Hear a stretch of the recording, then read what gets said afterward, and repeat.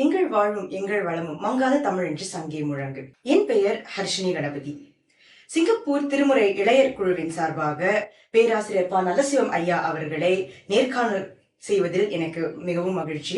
இளையர்களிடையே இருக்கக்கூடிய சமயம், மொழி, திருமுறை சார்ந்த கேள்விகளை பற்றி, சந்தேகங்களை பற்றி ஐயாவிடம் விளக்கம் கேட்டு அதை பகிர்ந்து கொள்வதே இந்த நேர்காணலின் நோக்கமாகும். ஐயா, சிங்கப்பூர் திருமுறை இளையர் குழுவின் சார்பாக உங்களை வரவேற்பதில் பெருமகிழ்ச்சி அடைகிறேன். வணக்கம். நேற்றைய நிகழ்ச்சி பண்ணும் பைந்தமிழ் சந்தமும் மிகவும் அருமையாக அமைந்திருந்ததுங்க ஐயா. அதனையொட்டி இன்று தொடர்ந்து இந்த நேர்காணலில் முதல் கேள்வியாக, முகத்துக்கு இரு கண்கள் அவசியம் என்பது அனைவரும் உணர்ந்திருப்போம். அந்த வகையில் பக்தியில் சிறந்தது இறைவன் மனிதனுக்கு அளித்ததா அல்லது மனிதன் இறைவனுக்கு அளித்ததா? நீங்க கேட்ட அந்த கேள்வியில் உள்ள ஒரு மிக முக்கியமான ஒரு பகுதி, கண்களில் எது சிறந்த கண் என்று கேட்டால் நாம் அதில் பதில் சொல்ல முடியாது. ஆனால் இறைவன் மனிதனுக்கு கொடுத்தது என்பது ஒரு தாய் தன் குழந்தைக்கு கொடுக்கின்ற கடமையை போல.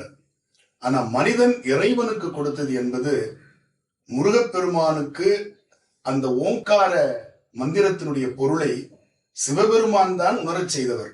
ஆனால் மீண்டும் முருகப்பெருமான் சொல்ல சிவபெருமான் கேட்பது என்பது சிவபெருமானுக்கு தெரியாமல் அல்ல, தன் குழந்தை வாயிலாக அதை கேட்கும் பொழுது சிவனார் மனம் குளிர என்று அருணகிரிநாதர் அதை குறிப்பிடுவார்.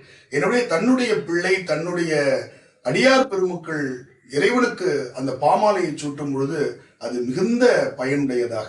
அதனாலதான் இறைவன் சொற்றமிழ் பாடுகின்றார், தூமறை பாடும் வாயார். எனவே இறைவன் நம்பியாரூரருக்கு உபதேசம் மூலமாக எத்தனையோ சொல்லியிருக்க முடியும்.